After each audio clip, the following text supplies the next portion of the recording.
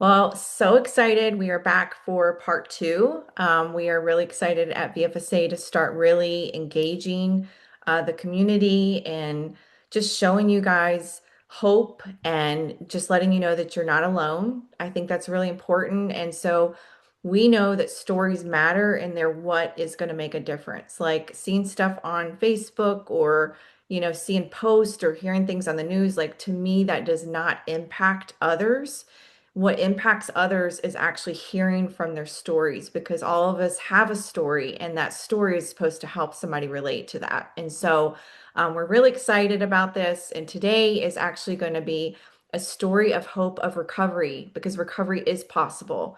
And that is something we really want to get out there to the community. And for those that maybe are going through this themselves, or maybe you have a loved one, it's important for you to hear that there is hope and ways that you can support that loved one, not give up on them, and be there the whole way. So I'm so excited to introduce Jesse to the call, and I'm just going to let Jesse quickly just, say hi to you guys, and then we're going to roll right in there.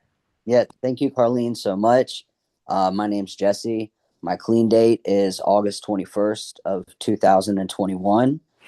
I would like to say that I was kind of addicted to three things, and that was the drugs, the needle, and the lifestyle. And I would say that although everything was hard, the lifestyle was the hardest to recover from.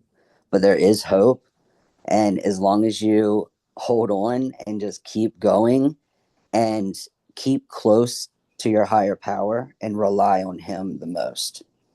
I love that, Jesse. That's so awesome. And I think, that's why I'm so excited to ask you questions and really like let people hear, like, because it's so important. Like so many of us don't talk about our story. We're so scared that people are going to judge us and That think differently of us. And we all have a story that gets us to where we're supposed to be. So what, Jesse, was like the moment that you realized that things needed to change for you?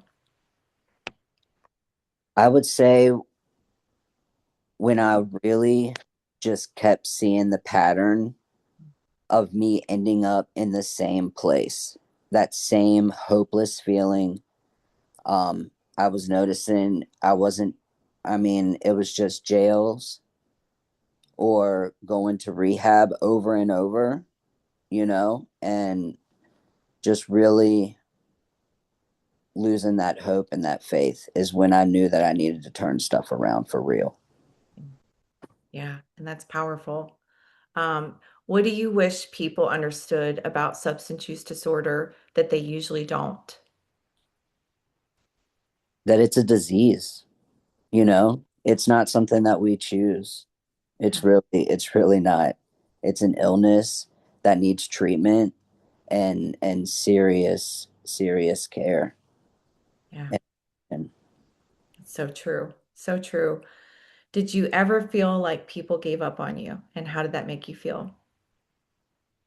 um in the moment, I would say yes, because that tough love was there. Um, you know, there was no more I could come over. There was no more answering the phone or giving money. It was, I could shoot a text to my granny, and she would leave a bag full of like food and drinks at the end of her driveway, and then would send me a text and let me know when I could come pick it up when she had the doors locked back up. So yeah, I felt like she was giving up, but today I would look back and realize that it was just tough love and she was protecting herself too. Hmm, that's powerful. And I love that she never gave up on you. She was still No, loving you from afar, right? That's yeah. so cool. Um, so what did rock bottom look like for you personally? What was like your rock bottom? Mm. Homelessness, not showering for days. Yeah. And when I was able to clean up, it was sneaking into like a Wawa bathroom with like wipes, just to, get the hot spots. You know what I mean? Um, Man, having to steal just to eat.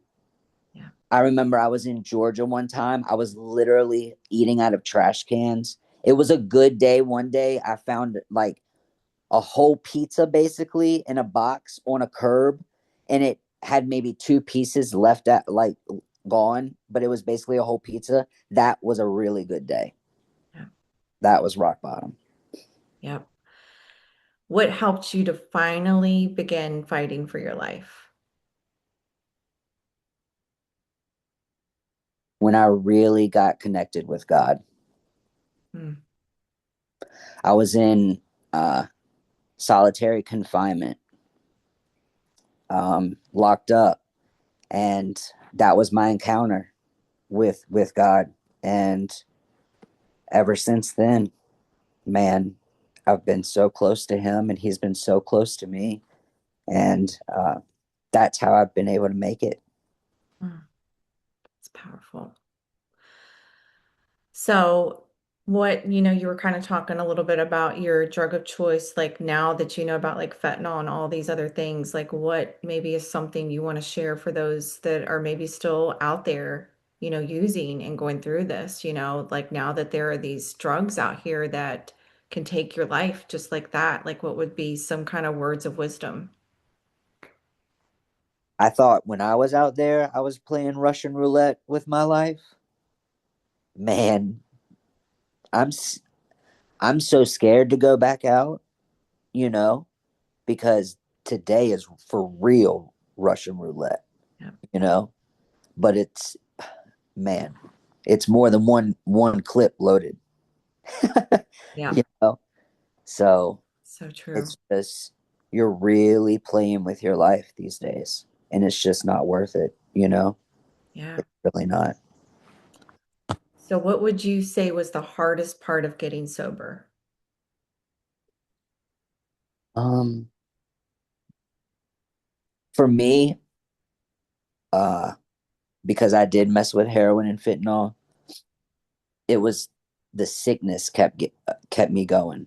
You know what I mean? Yeah. I would be okay. I'd be like, all right, you know, f this.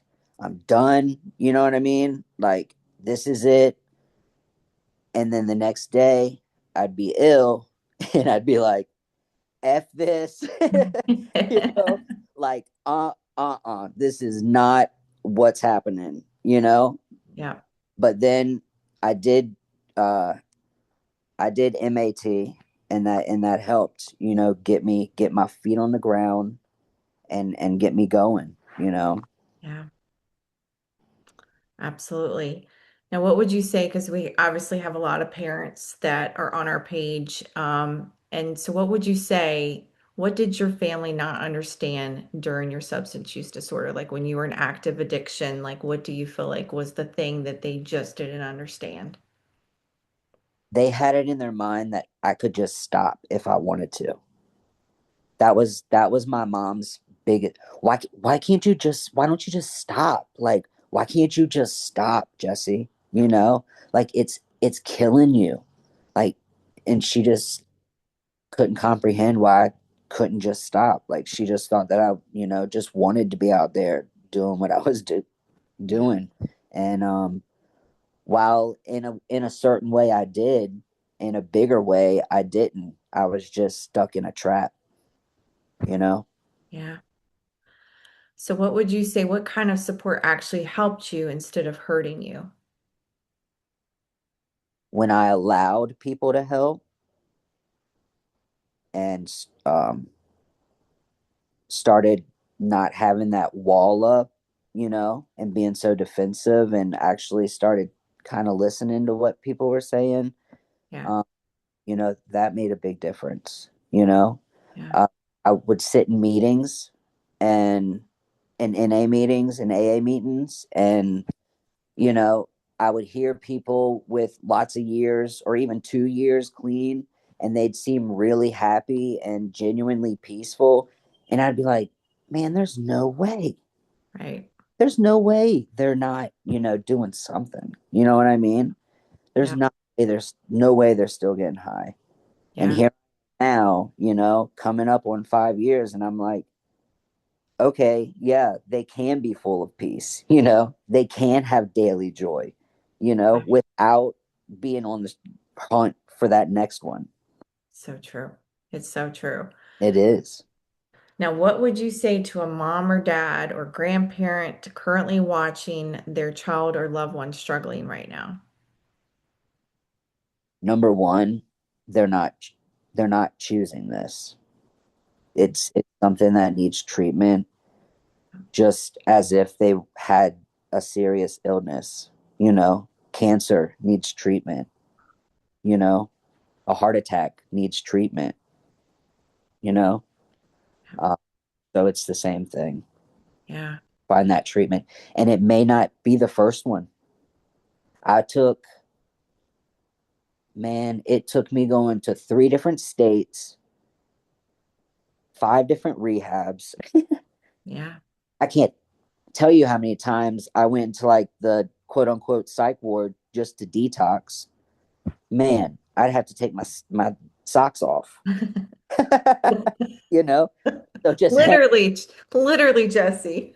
for real, just hang on, and it's a roller coaster. And just like you're not having fun, we're not having fun. Right. 100%.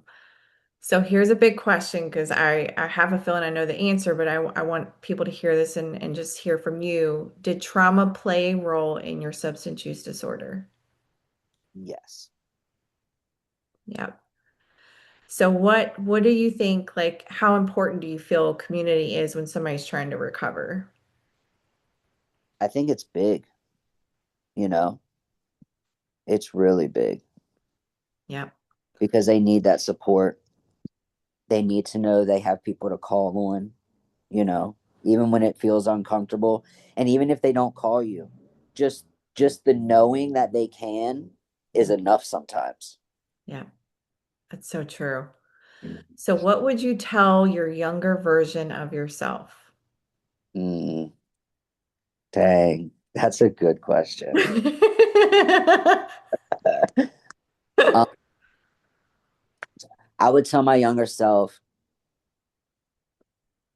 that it's going to be okay and to stay true to your true self and don't be a chameleon. That's powerful. Well, I just can't thank you enough. I've been able to witness, your story and just getting to know you. And, I know this is going to make a massive impact to other people. And I think people are going to be sharing it all over the place. And I think it's so important that we all need to just, really break down the walls of judgment. And just when you hear these stories, you're like, wow, like, and the biggest thing we know is like, so many people go through many different forms of addiction. It could be social media, it could be working too hard, it can be, that was the cool thing that we learned doing our peer recovery class together is like we're so much more in common than people realize. We are. And if people can really start seeing that, they will understand that we all just need to be together and support each other because we all have stuff we're going through. It might look different from you to me, but we all have the same thing. And that was what was so cool is like we got to see that in the class is that we had so much in common and it does make such a huge difference. So It does. um, I'm just so proud of you, and I just really appreciate you being vulnerable and sharing your story. And I'm proud of you for saying yes to you. Absolutely. And your life is shining bright because of it. And you just gotten started, is what I'll say. So I'm Yeah. proud of you. So thank you so much. And I'm so excited for people to see this. And I appreciate you. Thank you so much. You're welcome. All right.